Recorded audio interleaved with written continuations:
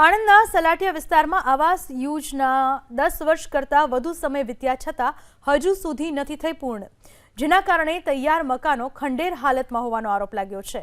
વર્ષ 2013-14માં મુખ્યમંત્રી આવાસ યોજના હેઠળ અંદાજિત 10 થી 12 કરોડ રૂપિયાના ખર્ચે સલાટિયા આવાસ પ્રોજેક્ટ શરૂ કરવામાં આવ્યો।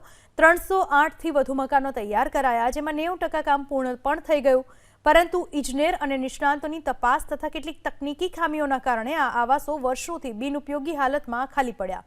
લાભાર્થીઓને આજ સુધી તેમના હકની છત મળી નથી।